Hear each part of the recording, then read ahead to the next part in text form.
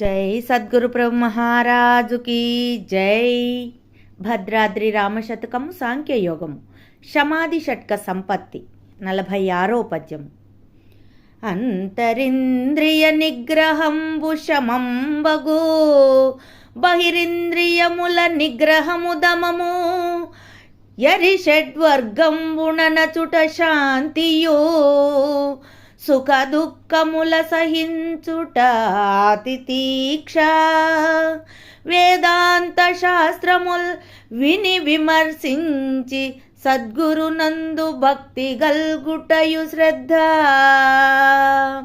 కర్మంబులును బ్రహ్మ కర్పించి హృత్పర బ్రహ్మ సంగంబు పరితియటంచు నెరిగి నడచిన వాడు యోగీశ్వరుండు నతడు ముఖ్యుండు నార్యుండు నచలితుండు రమ్య గుణధామ భద్రాద్రి రామ పరశురామ నరసింహదాస సంరక్షితా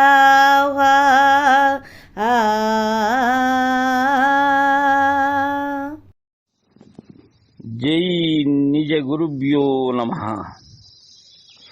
జై అమలాంబ సమేత అనుభవానంద రాజయోగేంద్ర ప్రభుస్వాముల వారి దివ్య చరణార విందములకు ద్వాదశి వందనములు సమర్పించుకొనుచు శ్రీమద్ పరశురామ నరసింహదాసు గారు చే విరచితంబైనటువంటి భద్రాద్రి రామశతకం నందు ఈరోజు మనం 46వ పద్యాన్ని ముచ్చటించుకుంటూ ఉన్నాం. సమాధి షట్క సంపత్తిని గూర్చి. దీనికి మునుపు 45వ పద్యంలో మనం నిత్యానిత్య వస్తు వివేకం గురించి, ఇక ఇహ ఆమూత్ర కర్మ ఫలభోగ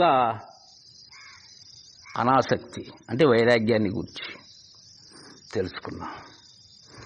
దీనిలో ఏం తెలియజేస్తున్నారంటే, నాయన శిష్య, అంతరింద్రియ నిగ్రహంబు శమంబగు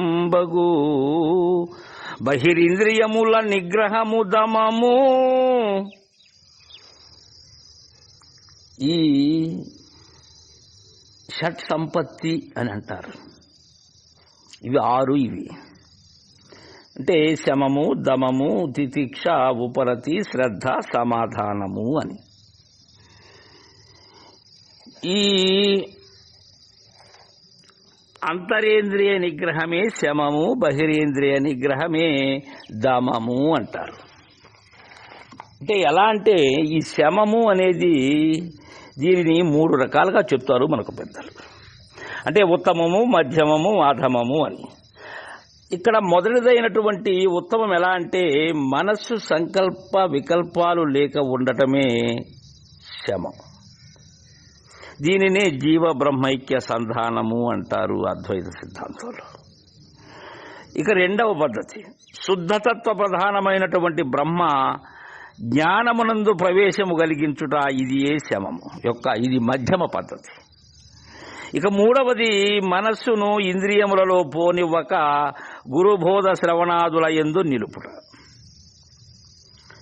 ఇది అధమ పద్ధతి. కాన ఈ మనస్సును ఒకేసారిగా తీసుకుని బ్రహ్మైక్య సంధానం చేయటం కుదరదు ఇది.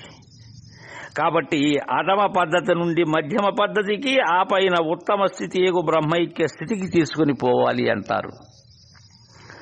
కాబట్టి నీవు అధమ పద్ధతి నుంచి మొదలు పెట్టాలి. అప్పుడు సునాయాసంగా మోక్ష స్థితిని పొందగలవు. ఇక 2వది ఏంటంటే, బాహ్యేంద్రియ నిగ్రహమైనటువంటి దమము. మనం ఈ శమాన్ని గురించి, ఈ అంతరేంద్రియ నిగ్రహం అంటే మనస్సు శ్రవణాది వ్యతిరిక్తమైనటువంటి విషయాల నుంచి త్రిప్పి గురు బోధ ఏదైతే ఉన్నదో, అంటే శ్రవణాదుల నుంచి ఆ గురు బోధను వినటం, అలానే దర్శించటం. ఇక దమము, ఈ దమం అనేది ఈ బ్రహ్మచర్యాది ధర్మం వల్ల బుద్ధి యొక్క దోషాలని తొలగించటమే దమం. దీనినే బాహ్యేంద్రియ నిగ్రహము అంటారు. అంటే బ్రహ్మచర్యం అంటే ఏంటి? బ్రహ్మజ్ఞాన విచారణ యందు మనస్సును ఎప్పుడూ కూడా నిలపగలగటమే బ్రహ్మచర్యం. ఇంకొక విధం ఎలా అంటే, వటువుగా ఉన్నప్పుడు స్త్రీ సంపర్కం ఉండదు. గృహస్థుడుగా ఉన్నప్పుడు ఆరోగ్యవంతులకు పిల్లలను ఆరోగ్యముగా ఉండుటయును జరుగుతుంది. ఇదే బ్రహ్మచర్యం. ఇక బాహ్యేంద్రియ నిగ్రహం ఎట్లంటే, కర్మేంద్రియాలు 5, జ్ఞానేంద్రియాలు 5 కలిసి బాహ్యేంద్రియాలు అంటారు.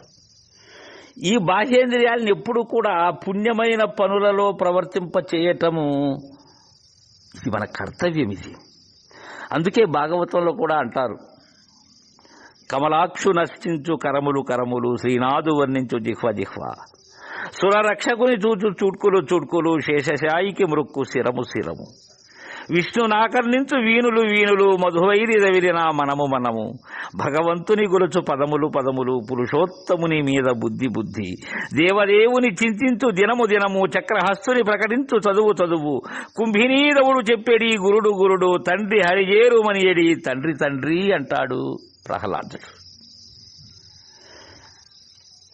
ఈ పద్యం ఏం చెప్పిందో తద్విధానంగా ఆచరించటమే దమం. ఇంకా ధమానికి మనం అనుభవార్థం తీసుకున్నట్లయితే, ఈ 24 ఇంద్రియాలు, వాటి యొక్క అధిదేవతలు, ఇవన్నీ ఎక్కడి నుంచి? బ్రహ్మము నుంచి, అంటే ఆత్మ నుంచే పుట్టాయి. కాబట్టి వాటిని ఒకదానిలో ఒకటి లయము చేస్తూ పోతే ఏం మిగులుతుంది? బ్రహ్మ పదార్థమే మిగులుతుంది. ఇది ధమము యొక్క అనుభవార్థం. తదుపరి ఏం చెప్తున్నారు?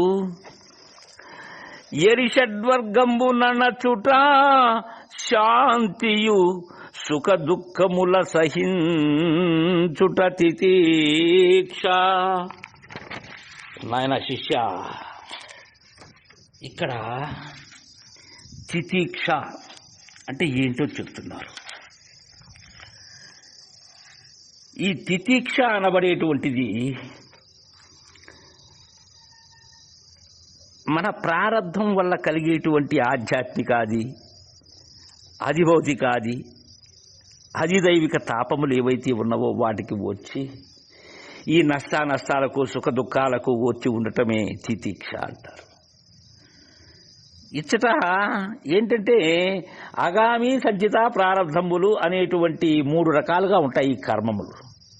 పూర్వజన్మలో చేసిన కర్మ ఇప్పుడు అనుభవిస్తున్నాను, ఇప్పుడైనా మంచి పనులు చేసి రాబో జన్మలో సుఖపడతాననే భావన ప్రతి ఒక్కరూ అంటూ ఉంటారు.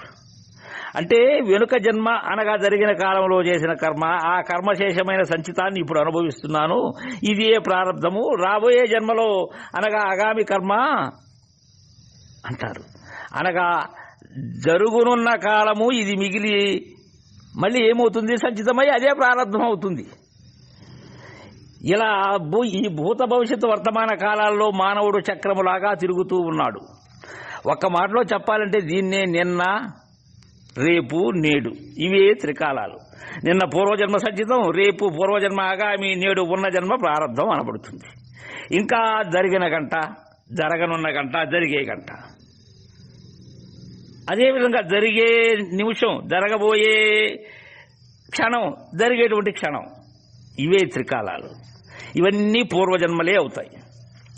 ఈ త్రికాలాల్లో తిరుగుతున్న మానవుడు సుఖదుఖాలకి లోను కావలసిందే. అలా కాకుండా సర్వాన్ని సద్గురార్పణగా భావించి సూక్ష్మ ప్రజ్ఞ గలవాడై మెలగాలి. ఎందుకంటే ఎవ్వరూ కూడా మహాత్ములైనటువంటి పెద్దలు ఎవరైతే ఉన్నారో వారికి ఈ త్రికర్మలు త్రికాలాలు ఉండవు. వారు త్రికాలమందున లేనివారే వారు. కాబట్టి అగామి సంచిత ప్రారంధాలు వారికి లేవు, తక్కిన వారికి ఉన్నాయి. కొందరు ఏమంటారంటే అగామి సంచితాలు మాత్రము మహాత్ములకు లేవు, ప్రారంధం మాత్రం ఉన్నది అని చెప్తారు. అలా కుదరదు అది. ఎందుకంటే ఒక వ్యక్తికి 3 భార్యలు ఉన్నారు. ఆ వ్యక్తి మరణిస్తే 3 భార్యలు విధవలు అవ్వాల్సిందే. అందులో ఒకరు మాత్రం విధవ కాకుండా తక్కిన 2 విధవలు అనడం అది సమంజసం కాదు. అట్టనే జీవునికి బ్రతికి ఉండగానే మరణించడం జరిగినప్పుడు ఈ కర్మత్రయాలనే 3 లేకుండా పోతాయి. ఏమి మరణించాలి? నేను అనబడేటువంటిది మరణించాలి. అలాగే మహాత్ములకు ఆగామి లేదు, సంచితము లేదు, ప్రారంధము లేదు. నీవు కూడా వీటికి చెలించక ఉండాలి. అంటే ఈ ఆధ్యాత్మిక, ఆది భౌతిక, ఆది దైవిక అనబడేటువంటి వాటికి చెలించకుండా ఉండాలి. ఈ మనకు జాతస్య హిద్రువో మృత్యు అని భగవద్గీత వాక్యం. అంటే మరణించినటువంటి వారు పుడతారు, పుట్టిన వారికి మరణించడం తప్పదు అని. ఎప్పుడు కూడా ఈ తాపత్రయ అతీతుడుగా సుఖ దుఃఖాలకు, అష్ట కష్టాలకు, అష్టైశ్వర్యాల వల్ల కలిగేటువంటి వాటికి ఎప్పుడూ చెలించకూడదు. ఈ అష్ట కష్టాలైనటువంటి రుణము, యాచనము, వృద్ధత్వం, ముసలితనం, అంటే వృద్ధత్వమే ముసలితనం, ఇక జారత్వం, చోరత్వం, రోగము, ఎంగిలి తినటం, అత్యాశ, ఈ అష్ట కష్టాలు కానీ, అలానే అష్టైశ్వర్యాలు అంటే మనకు దాస్యం చేసేవారు ఉన్నారు, సేవకులు ఉన్నారు, కుమారులు ఉన్నారు, బంధువులు ఉన్నారు, వస్తు వాహనాలు ఉన్నాయి, ధన సంపద ఉన్నది, దాస్య సమృద్ధి ఉన్నది, శీలవదైనటువంటి భార్య ఉన్నది. వీటినే అష్టభోగాలు అంటారు. ఎవరైతే వీటితో మమేకం కాకుండా, భావన రానికుండా, సుఖానికి పొంగక, దుఃఖానికి కుంగక పరిపూర్ణ స్థితిని పొందాలి అనేటువంటి ఆపేక్ష కలిగి ఉండటమే తితిక్ష అంటారు. అంటే ఈ శీతలం కానీ ఉష్ణాన్ని కానీ సహించేటువంటి విధానం ఉండాలి. ప్రారంధం వల్ల ఏ సమయానికి ఏది వస్తుందో అది అనుభవించి తీరాలి అనేటువంటి బుద్ధి యందు ఉండటమే తితిక్ష. ఆ దృఢబుద్ధి కలిగిన వాడై గురువాక్య శ్రవణాదుల యందే మనస్సుని, బుద్ధిని నిలపటమే తితిక్ష అన్నారు. తదుపరి వేదాంత శాస్త్రముల్ విని విమర్శించి సద్గురునందు భక్తి కల్గుటయు శ్రద్ధ. ఇక ఈ శ్రద్ధ అనబడేటువంటిది ఏదైతే ఉన్నదో మనం దీనికి మునుపుగా ఉపరతి, ఈ ఉపరతి అనబడేటువంటిది కానీ, అలానే ఈ శ్రద్ధ, ఇంకా సమాధానపడటం.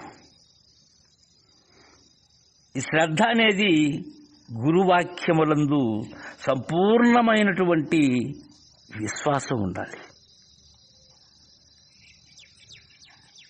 ఆ శ్రద్ధ దినదినం అభివృద్ధి అవుతూ ఉండాలనే కానీ ఎక్కడా కూడా అది తగ్గకూడదు. శ్రద్ధ అనబడేటువంటిది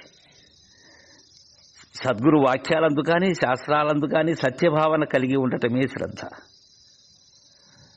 భగవద్గీతలో శ్రద్ధకి ఒక యోగమే ఉన్నది, శ్రద్ధాత్రయ విభాగ యోగం అని. దీంట్లో త్రివిధా భవతి శ్రద్ధ దేహినాం సా స్వభావజ సాత్వికి రాజసీ చైవ తామసీ చేతితాం శృణు అని. అంటే మానవులకు దేవ పూజ విషయమైనటువంటి సాత్విక శ్రద్ధ, యక్షరాజస పూజా సంబంధమైనటువంటి రాజసిక శ్రద్ధ, భూత ప్రేత పూజ విషయమైనటువంటి తామసిక శ్రద్ధ కలుగుతూ ఉన్నాయి అని. ఈ శ్రద్ధలు మూడు కూడా పూర్వజన్మ సుకృతాలుగా ధర్మాధర్మాల సంస్కారము నుంచే కలుగుతాయి అని అంటారు. ఇక చెప్పాలంటే ఈ శ్రద్ధ అనేది ఒక పాల పాత్ర లాంటిది.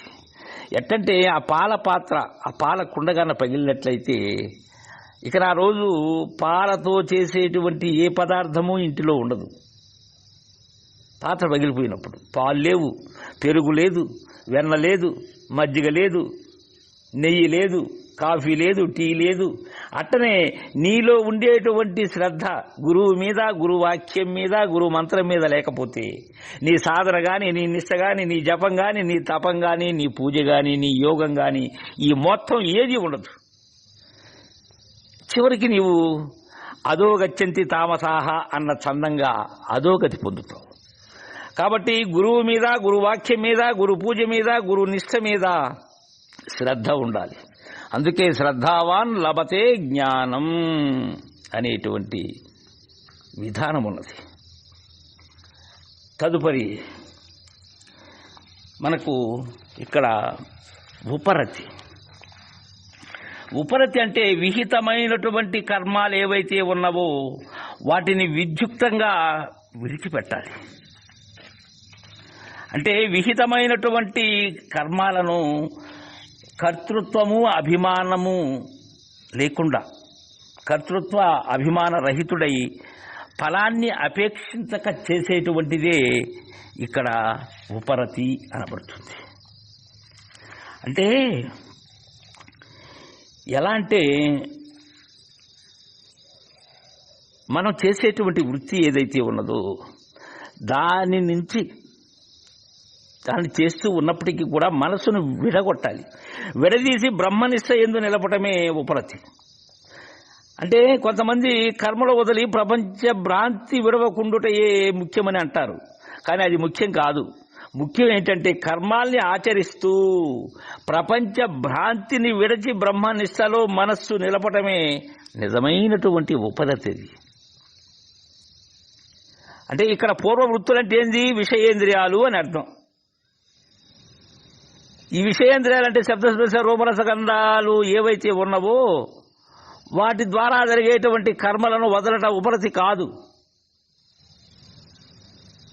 అందుకే భగవద్గీత 3వ అధ్యాయంలో కర్మేంద్రియాణి సంయమ్య అస్తే మనసా స్మరాన్ ఇంద్రియార్థాన్ విమూఢాత్మ మిథ్యాచారస ఉచ్యతే అంటారు.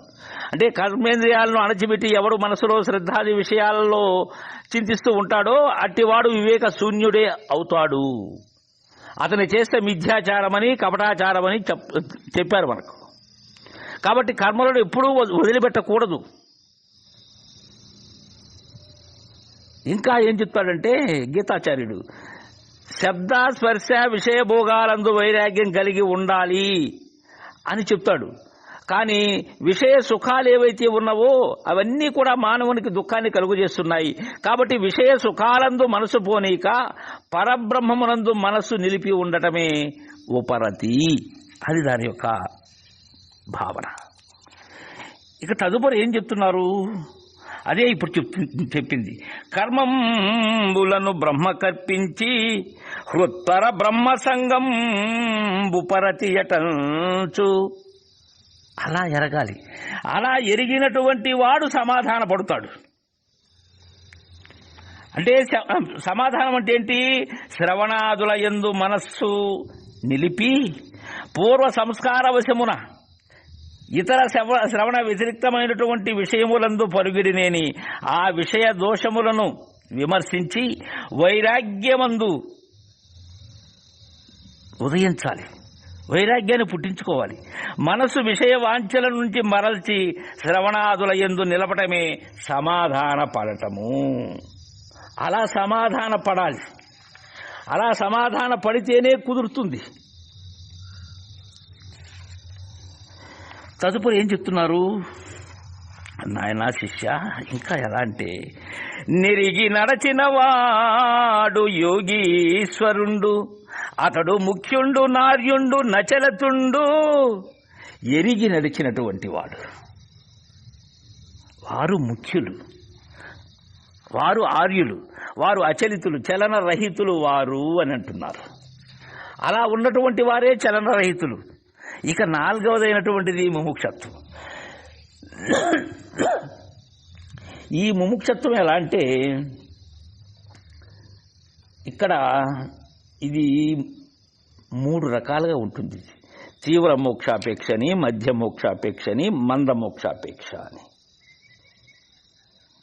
తీవ్ర మోక్షాపేక్ష ఎలా ఉంటుందంటే తాపత్రయ బాధితుడై దానివల్ల చిత్త సంక్షోభితం కలిగి అనర్థాల్ని కలుగజేసేటువంటి సమస్తాన్ని వదిలి తీవ్ర మోక్షాపేక్ష పరుడై ఉండుటే తీవ్ర మోక్షాపేక్ష అంటారు.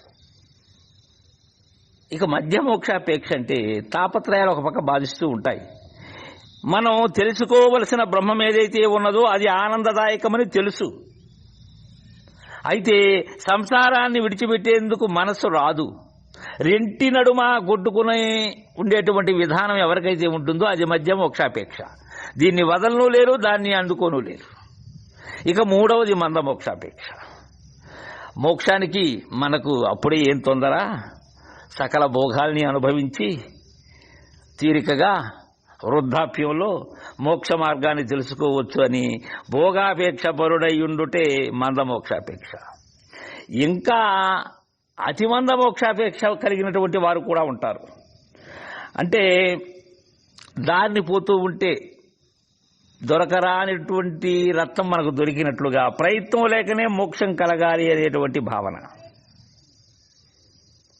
అలా లభిస్తే నేను ధన్యతను చెందుతాను అని ఏ వ్యక్తికైతే ఉంటుందో వారిది అతిమంద మోక్షాపేక్ష.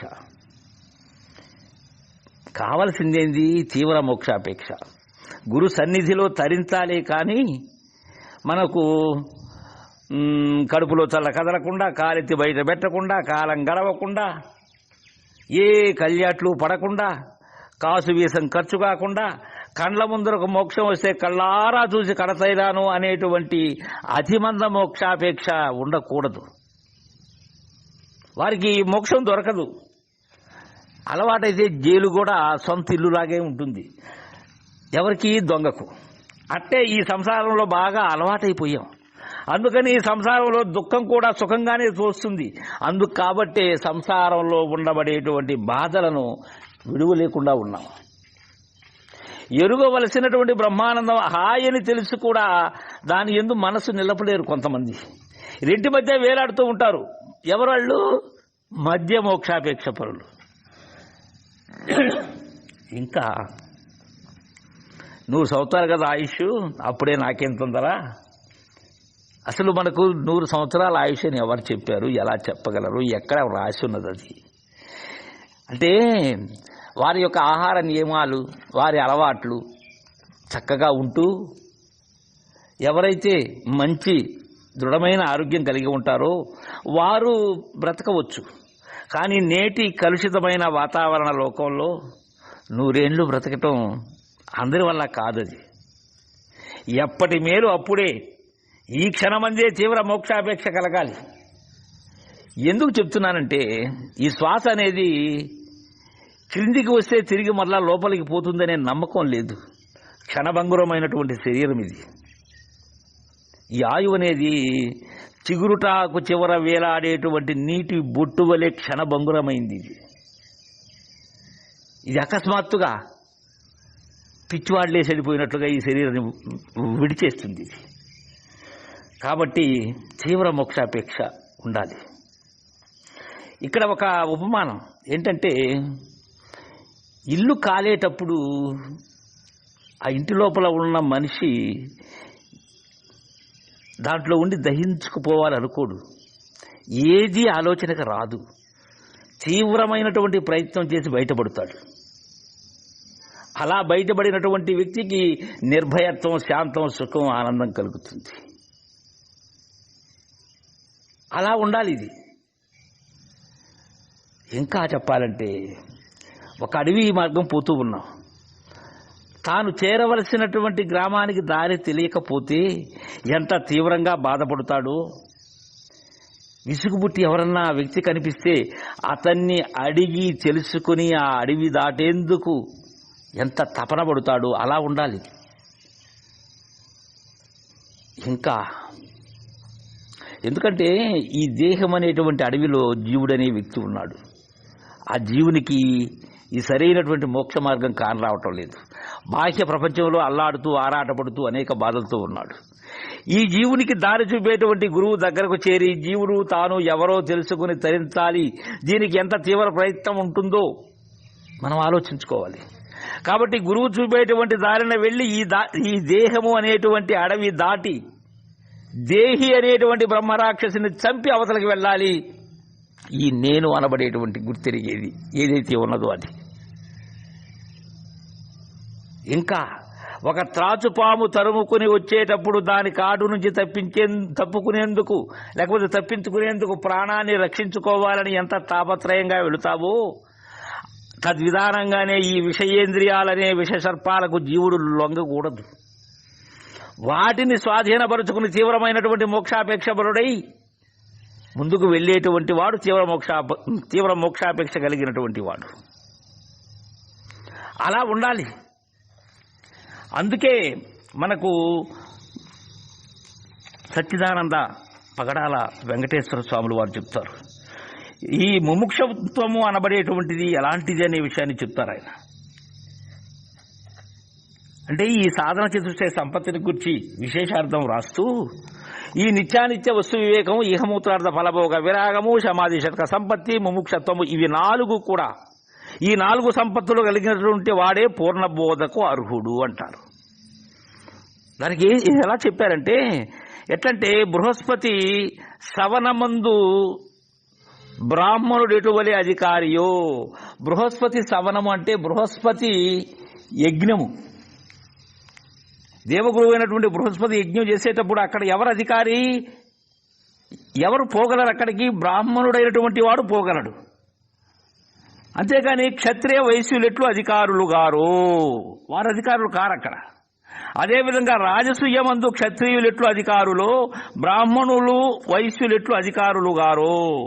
రాజసూయం చేస్తూ ఉన్నారు. రాజసూయం అంటే ఏంటి? ఒక రాజు తక్కిన రాజులను జయించి చేసేటువంటి యజ్ఞం రాజసూయం. అది ఎవరు చేస్తారు? క్షత్రియులైతేనే చేస్తారు దాన్ని, వారే దానికి అధికారులు. అంతేగాని బ్రాహ్మణులు వైశ్యులు అక్కడ అధికారులు కారు. ఇంకా కావ్యస్తోమం. కావ్యం అంటే ఏంటి? భోగము అని, లేకపోతే పబ్బం. స్తోమం అంటే అభినందన లేక స్తోత్రం. అంటే వాడు చేసేటువంటి ఆ వర్తకము ఏదైతే ఉన్నదో దానిని వారు ఎందుకని, అసలు ఇంకొక విషయం, ఈ వైశ్యుడు అంటే కుబేరుడు అని, ఇంకా ఆర్యుడు అని కూడా, వారు చేసేటువంటి దానికి వారే అధికారి. కానీ బ్రాహ్మణ ఈ క్షత్రియుల అధికారులు కారు. కాబట్టి వేదాంత విచారణకు సాధన చతుష్టయ సంపత్తి కలిగినటువంటి వాడే అధికారి. అందుకే అధాతో బ్రహ్మ జిజ్ఞాస అనేటువంటి శృతిని మనకు తెలియజేశారు. ఈ బ్రహ్మ జిజ్ఞాస లేనట్లయితే ఏది కుదరదు. ఈ సాధన చతుష్టి సంపత్తి ఏదైతే ఉన్నదో అది కలిగినప్పుడు మాత్రమే బ్రహ్మను గూర్చినటువంటి జిజ్ఞాస కలుగుతుంది. దీనికే మనం ఇప్పటి వరకు చెప్పుకున్నటువంటివన్నీ కూడా ఇక్కడ ఈ ముముక్షత్వాన్ని గురించి మనం తెలుసుకున్నాం. ఈ సాధన చతుష్టయాన్ని ఎవరైతే సంపాదించుకుని ఉంటారో వారైతేనే ఈ శ్రవణానికి, గురుబోధ శ్రవణానికి అర్హులవుతారు. లేకపోతే జ్ఞానం పట్టదు. గురువులైనటువంటి వారు అనధికారులైనటువంటి వారికి ఉపదేశం అసలు చెయ్యరు. ఎందుకంటే శూద్రునికి వారి చేత యజ్ఞం చేయిస్తే వాడికి యజ్ఞఫలం ఎట్లు సిద్ధింపదో, శూద్రునికి ఉపనయనం చేయిస్తే బ్రాహ్మణ్యము ఎటువలే రాదో అటువలే సాధన చతుష్టయ సంపత్తులు లేని వానికి శ్రవణాదులు చేయిస్తే జ్ఞాన ఫలం కలగదు. అయితే శ్రవణాదులు వ్యర్థమైపోతాయా? వారికి పోవు. దానివల్ల అదృష్టం కలుగుతుంది. ఆ సాధన చతుష్టయ సంపత్తి పూర్వం లేకపోయినప్పటికీ కూడా శ్రవణ కాలమందైనా గురువుగారు బోధించేటప్పుడైనా సరే గురుముఖంగా దాన్ని సంపాదించుకోవాలి. ఇది సాధన చతుష్టయ సంపత్తి యొక్క వివరణ. తర్వాయి మధ్యాన్ని రేపు ముచ్చటించుకుందాం. జై గురుదేవా.